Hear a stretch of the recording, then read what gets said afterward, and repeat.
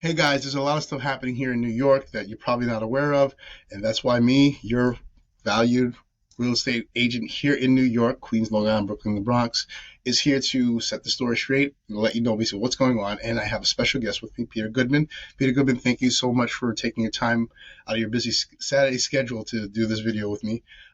Let's talk about what's going on currently here in New York that other agents everywhere basically need to know about, especially those who are referring out deals here in New York, what they need to know about what's going on. All right. Well, thanks, Evantz, for letting me come on a Saturday and have some time while we're drinking our coffee in the morning and discussing real estate. It's always something I like to do anyway, and it's always good to see you. So thanks for inviting me. So let's talk about the property condition disclosure statement, the real property law. Um, it's always been a law in New York that, or at least for the last several years, that real estate sellers of residential real estate have to fill out something called the property condition disclosure statement. It's supposed to give more transparency to buyers, give them information about the condition of the property. But it always had a $500 opt out. So in downstate New York, everybody would just tell their sellers, don't fill out the form, pay the $500 credit at closing, and you're done. Upstate, they would fill out the form. Now they just changed the law as of March 20th of this year, 2024. You must have the form. And real estate agents do have an obligation as part of this law. It's a relatively minor one, an easy one to fulfill, but there are some landmines if you don't know what you're doing. So the inclusion also has some new flood questions about whether you're in a flood zone, whether you need flood insurance, whether you've had a flood, things like that before. So let's talk quickly about agents. What do you guys need to do? Your obligation as a real estate agent is to inform. You must inform your sellers and your buyers. And if you're representing the seller and the buyer has no agent, you have to inform the buyer, right? You have to inform them that they're an obligation to fill out this form. However, you do not help your buyers or sellers fill out the form. Well, buyers will fill out the form, but sellers do not help them. All you have to do is say, your answer is, I'm sorry, I can't help you fill out the form.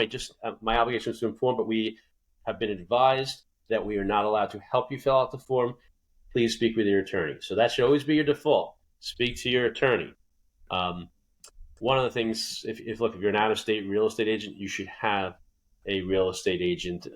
You should be making sure that if you have a new deal in New York and you're referring it to a realtor, you should use someone like Evantz who knows this, right? So you don't fall into the trap, because once you're referring, you may be liable too if you're not using the right real estate agent.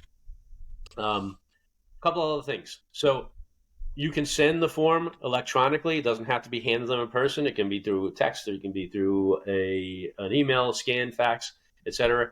They just have to get the form.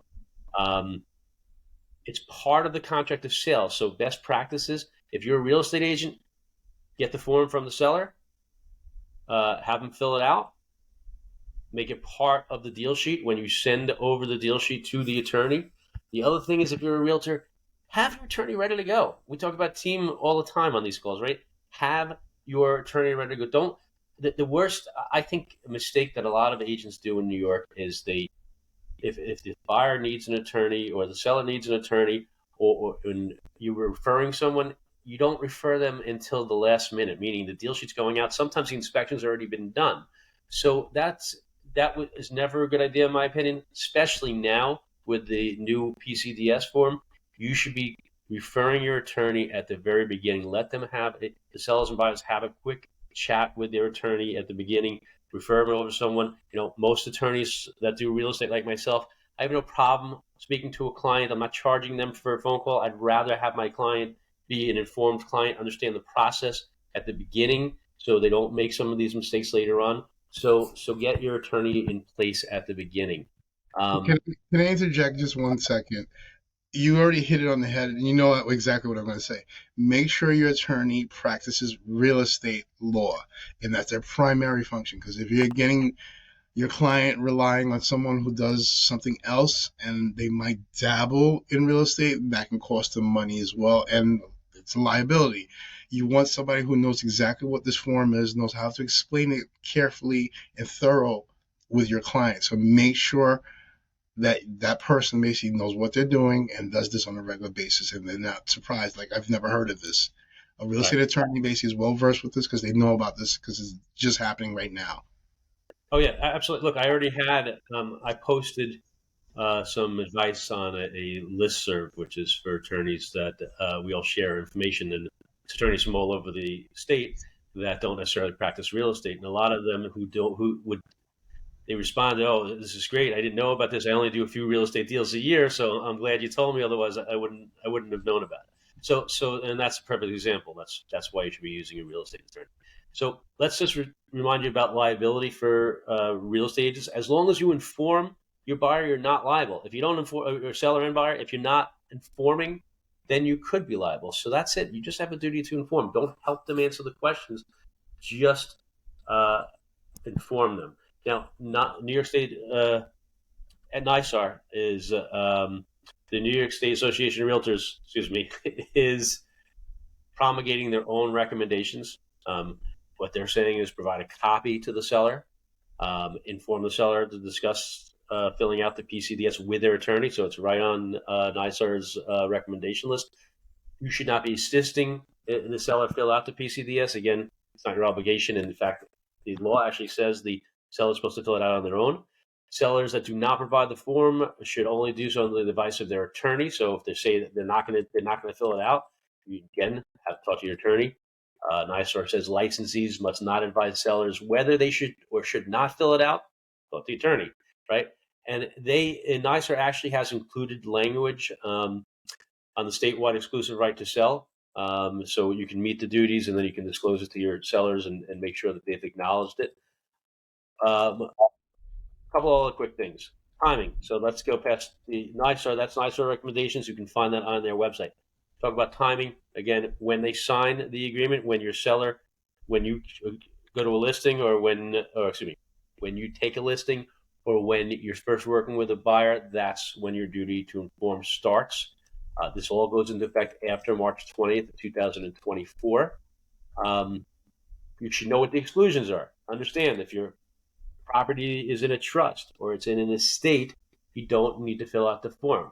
That when I say in an estate, I mean it is sold by someone that is an executor or an administrator of an estate. If they're selling as the sole heir of the property, they may need the form. So again, speak to an attorney. Condominiums, co-ops, not required. Couple other types of sales that gets a little bit more complicated that really you're not going to see very often. Sales pursuant to bankruptcies, not necessarily in a foreclosure sale, stuff like that. We won't talk about that. Oh, vacant land. That is one that you may come up with. Best practices. Let's talk about best practices for a second. Familiarize yourself with the form. Read the form, right? What does the form say? What are the questions? Because some of the questions actually may change how you may structure the deal. For instance, if you're being told that there's no certificate of occupancy or it's a one family, and then you read the form and the person wrote it's a two family, well, you might need to ask a question about that because that may come up when the attorneys start looking at the answers to the forms as well. So familiarize yourself with the answers. Advise sellers to have their responses ready in order to expedite transactions, meaning have them ready to go. So that's why when you give it to your seller at the listing, and it should be ready to go as soon as they have an offer.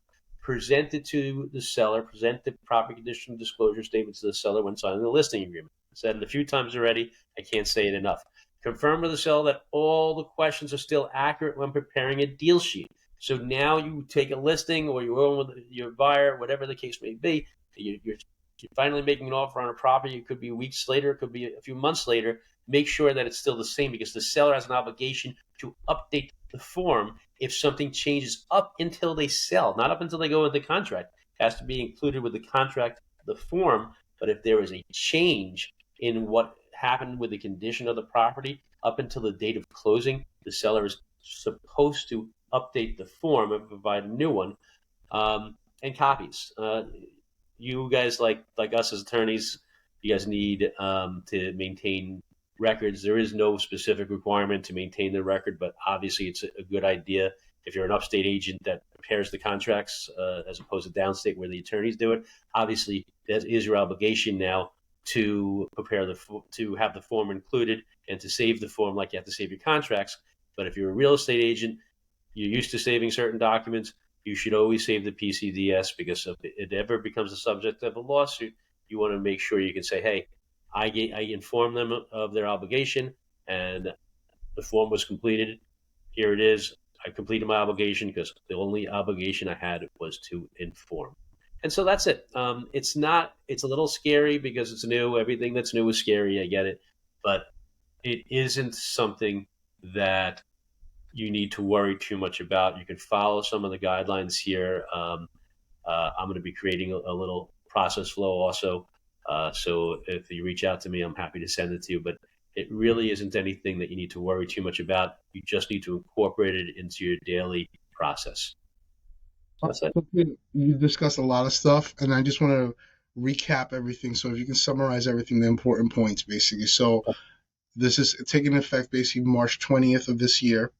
2024. And the exclusions are co-ops, condos, anything that's probably in probate. Anything that's in probate or a trust. If the property is owned by a trust, you don't have to disclose. Okay. And what other stuff do you want to recap? Make sure that the seller gets the form. Make sure that if you're a buyer's agent, that you also inform. You just inform. Make sure they know about it. Tell the buyer or seller they should speak to their attorney about it. Don't help them fill out the questions, and keep a copy of the form as long as you're going to keep any documents that you would normally keep as part of that transaction. And number one thing, if you don't get anything out of this video that you should be getting, is speak to your attorney and make sure it's a real estate attorney. Yes, absolutely. So, all right. Go ahead. I was just going to say, if you want to reach me further, you can email me at re@bfslawfirm.com, which is B as in boy, F as in Frank, S as in Sam, lawfirm.com, RE as in real estate. You can call my office, Long Island or the city. You can reach at 516-747-1136. And I'll have a lot of stuff on my website also, so you can just go to www.bfslawfirm.com. That's B as in boy, F as in Frank, S as in Sam, lawfirm.com. Peter, you're so good at this. It's like you do this all the time. This is actually the first one I've ever done. No, it's first one today. No, second one actually. All right. For me, I'm Evantz Saint-Gerard, your real estate agent here in Queens, Long Island, Brooklyn, the Bronx. I want to be a referral source, and I'm trying to stay educated. My whole team is staying educated, so we know exactly what's coming up. So whatever affects us might affect your deal on your side in another state as well. So with that being said, if you have any referrals that are coming or going from either way from New York, I want to be a referral source. You can reach me at 917-975-5985. You can find me on all social media, even TikTok, and I do not dance. And you can also find me on my office number, which is 718-475-2760. I'm Evantz Saint-Gerard, your real estate agent here in New York, specifically Queens, Long Island, Brooklyn, the Bronx, downstate New York. If you have any questions about anything, feel free to reach out to me or my team. We're all a network, and we want to make sure we get stronger. We make everybody else stronger. So